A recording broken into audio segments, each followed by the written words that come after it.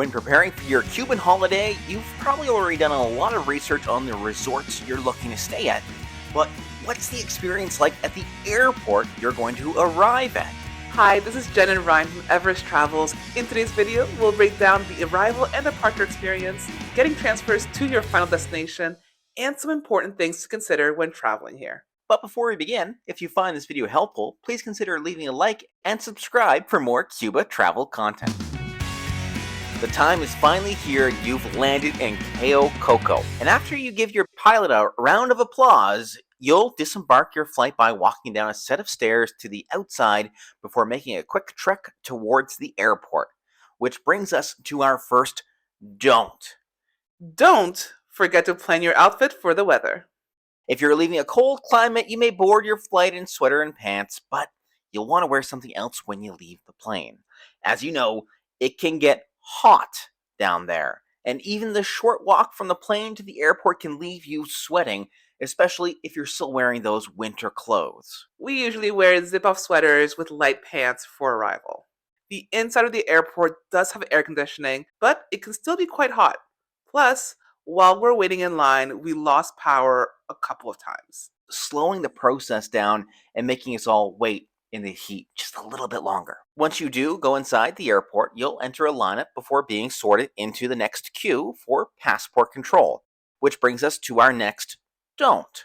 Don't forget to complete your pre-clearance into Cuba. This is available online for you to fill out before your flight. You'll have to complete a separate form for everyone traveling with your party, not just one for your whole family. Now, once the form is completed, you can print it off or save it digitally to your phone. The main thing security is looking for is that QR code to scan that's generated once you finish filling out your submission. But going back to those previously mentioned power outages, it wouldn't hurt to have a hard paper copy in your hands. Once called into passport control, you go up one by one, not as a family. Although young kids could go up with their parents. Here, they'll check your passport and take a photo of you. Say cheese. From here, you'll have to put your carry-on and personal items through another round of security before accessing the baggage claim section. Don't expect a smooth airport experience like you might find at larger airports. Once you get to the baggage area, you understand how compact the Cayo Coco Airport really is.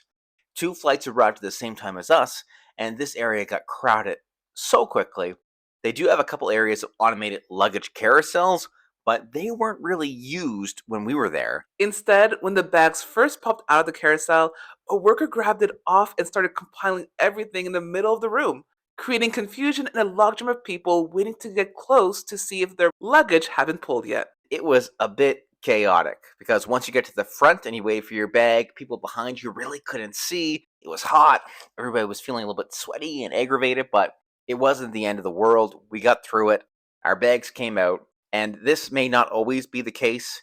Again, 2 flights arrived at the same time. That could have added to the backlog, but it was hardly a cause for concern. You will get your bag. It just might not be that smooth experience you'd hope for. Now, after all the bags are collected, you will head outside. There is one final security check where people make sure you're leaving with luggage from your flight. Don't remove the bag tags that are attached to your luggage until you leave the airport. We saw a lady be given a hard time because her bag tag was removed and she didn't have it on her, forcing her to do an extra level of baggage security checking before she could leave. Once you do get outside the airport, wham! That warm Cuban air will hit you again. So if you didn't land with weather-appropriate clothes, you can change into them at the airport, but do note they are not the cleanest washrooms I've ever been to on the arrival side. Different story in the departure area. You'll also find your transportation right outside the airport. If you're arriving with a vacation package booked from Sunwing, Air Canada Vacations, or the likes, a representative will be waiting for you and point you in the direction of which bus you need to board to reach your resort. Taxis are also found here. If you're arriving on a vacation package, you'll likely have a representative inside your resort. Don't forget to see them the day before you leave. They'll have your checkout and bus pickup time available. After arriving back at the airport, you'll go through your standard check-in process and you'll be provided a printed boarding pass. From there, back through passport control and security before you head up to the waiting area. Now, if you're hungry, don't expect to find lots of food options. There's a little snack bar area at the top of the stairs and a cafeteria a short walk around the corner where you can grab a handful of different freshly made options, but it's Cuba. Don't expect to find a McDonald's or a Wendy's here. It's all local food. In addition to the food stands, there are a handful of shops to grab last minute souvenirs and a duty free to pick up some Cuban cigars, rum, or other drinks. The waiting area is large but can fill up quickly. It's not the most comfortable of areas to sit in, but if you're only here for a short period of time, it's not that bad. Washrooms are cleaner on the departure side, and there's even charging stations throughout the waiting area. But while waiting, don't expect to be connected to the internet. Access to Wi Fi will come at a cost, and you can buy Wi Fi cards near the snack bar area in the middle of the waiting section. If this waiting room doesn't sound ideal to you, then don't forget to look into the VIP lounge. Yes, the Cayo Coco Airport has a VIP section, and this may be more your speed. It's a smaller, more lounge like room with comfy chairs, free drinks like beer, rum, wine, juice, and water, plus free food like ham and cheese sandwiches. It's Cuba, after all.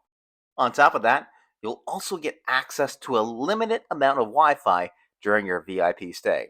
An added perk, when it's time to board your flight, you'll be allowed to enter the plane before anyone in the main waiting area. We've traveled to the Cayo Coco Airport a handful of times now, and while we didn't find the main waiting area bad, we thought the $29 USD investment per person was worth it. If you want to see a more detailed look at the Cayo Coco VIP lounge, you could check out our complete review of it, which we posted shortly. When the time comes to finally call your Cuban vacation to a close, you'll be escorted outside.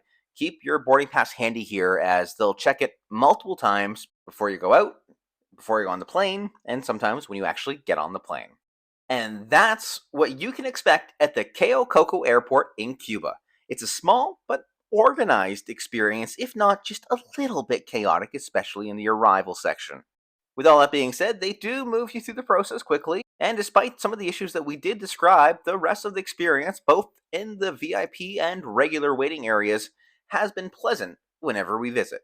If you have a trip coming up to Cuba via the Cayo Coco Airport, enjoy your vacation and just remember to do your pre-arrival clearance, and everything should flow smoothly. If you're looking for more information on how you fill out that pre-arrival clearance, we're going to post a link to it in the description to this video.